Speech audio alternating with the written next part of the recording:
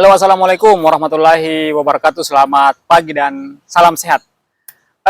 Bagaimana keadaan teman-teman hari ini yang sampai dengan hari ini masih berjuang untuk sembuh dari anxiety, GERD, dan psikosomatis? Saya doakan teman-teman cepat pulih dan cepat membaik. Hari ini saya baru saja melakukan aktivitas olahraga kecil-kecilan dan ini adalah aktivitas harian yang harus saya lakukan dan terus saya lakukan untuk kesembuhan ataupun kehidupan yang jauh lebih baik karena terbelenggu oleh anxiety. Nah, hari ini saya ingin menyampaikan kepada teman-teman sharing terkait beberapa anxiety ataupun kecemasan-kecemasan yang pernah saya alami dulu yang membuat saya terbelenggu hampir kurang lebih 8 tahun dan sangat menyiksa, menyita waktu, tenaga, dan pikiran. Itu sangat menjengkelkan sekali dan sampai dengan hari ini saya bisa berbagi kepada teman-teman seperti itu. Nah, saya ingin menyampaikan kepada teman-teman bahwa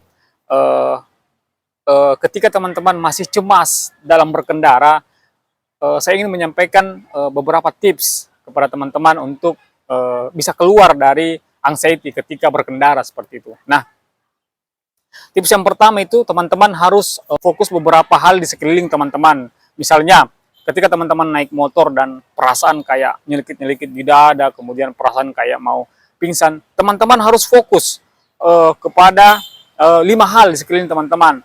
Entah teman-teman bisa melihat spion, bisa melihat lampu jalan, ataupun bisa merasakan, mencium, mendengar. Nah, teman-teman fokus ke sana, maka pikiran teman-teman yang ada di kepala teman-teman ketika naik motor yang jangan sampai saya pingsan, jangan sampai saya jatuh dan tidak ada yang nolongin, kemudian saya bikin malu di tengah jalan seperti itu. Nah, pikiran-pikiran seperti itu teman-teman harus buang dan fokus sama 5 hal di sekeliling teman-teman. Pokoknya teman-teman harus melihat atau memanfaatkan panca indera mata, kemudian pendengaran dan penciuman. Teman-teman alihkan ke sana dan fokus sama situ. Insya Allah kecemasan-kecemasan yang teman-teman alami saat berkendara itu akan berkurang dan akan hilang dengan sendirinya seperti itu. Yang kedua, kemudian teman-teman itu bisa melakukan olah nafas, dan ternyata memang sebenarnya ketika kecemasan ataupun serangan panik itu tiba, hal yang harus dilakukan itu adalah sebenarnya berdiam diri seperti itu, kemudian mengolah nafas. Banyak penelitian ataupun mentor-mentor yang saya lihat, mereka melakukan olah nafas itu tarik, kemudian tahan dan lepaskan, itu 2-3 kali mereka lakukan dan ternyata memang efektif, bisa menurunkan kadar stres dan anxiety yang kita derita seperti itu.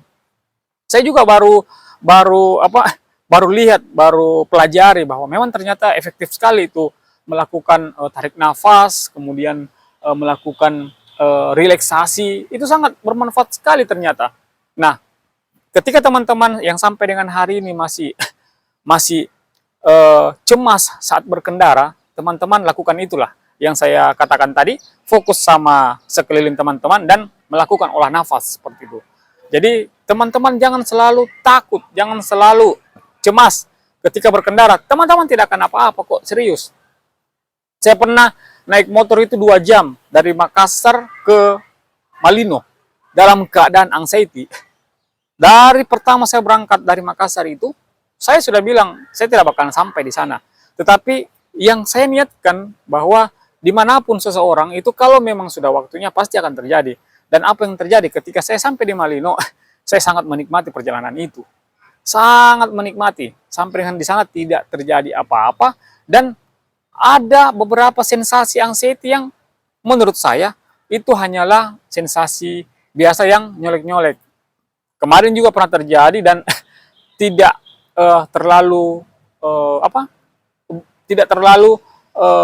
apa yang saya pikirkan seperti itu. Dan ketika saya sampai di Malino, saya menikmati setiap keadaan-keadaan itu dan bisa pulang dengan selamat, alhamdulillah, dalam keadaan sehat walafiat seperti itu. Jadi ketika teman-teman itu cemas dalam berkendara, manfaatkan di sekitar teman-teman, alihkan pikiran itu, maka teman-teman akan bisa menjadi lebih fokus lagi dalam berkendara seperti itu. Saya itu kalau jarak-jarak naik motor dulu, jarak-jarak 1 kilo naik motor, aduh saya sudah mau pulang itu. Sekarang saya alhamdulillah sudah bisa melakukan perjalanan lintas kabupaten dengan menggunakan motor itu 2 jam saya masih sanggup, dan saya bisa melakukan, akan mencoba terus-terusan sampai dengan jarak jauh seperti itu. Dan ternyata bermotor itu sangat menyenangkan dan membuat kita menjadi jauh lebih sehat sih sebenarnya, seperti itu. Nah, saya sampaikan kepada teman-teman yang sampai dengan hari ini masih sulit untuk fokus dalam berkendara atau mencemas saat berkendara, sudah abaikan itu, buang jauh-jauh, teman-teman mulai aja dulu pelan-pelan melakukan aktivitas berkendara itu. Kalau tidak bisa 1 kilo, 500 meter dulu berkendara dekat-dekat rumah, kompleks, berputar-putar, baru teman-teman keluar pelan-pelan. Insya Allah tidak akan terjadi apa-apa. Itu karena kita membuat skenario buruk yang membuat hari-hari kita menjadi tidak produktif. Dan apa jadinya ketika kita banyak malasan di rumah, berada di kamar, kemudian tidak melakukan aktivitas. Aduh, sia-sia rasanya hidup ini. Jadi teman-teman harus keluar seperti itu. Nah, barangkali ini yang saya bisa sampaikan di kesempatan pagi ini. Teman-teman yang sampai dengan hari ini masih berjuang, saya doakan supaya cepat sembuh dan jangan malas-malas. Oke, anxiety kita lawan, anxiety kita bisa hidup berdampingan dan melakukan aktivitas yang jauh lebih baik. Saya percaya bahwa ketika anxiety teman-teman sudah bisa berdamai, maka kehidupan teman-teman akan lebih baik dan lebih sukses. Billahi taufiq wal hidayah. Wassalamualaikum warahmatullahi wabarakatuh.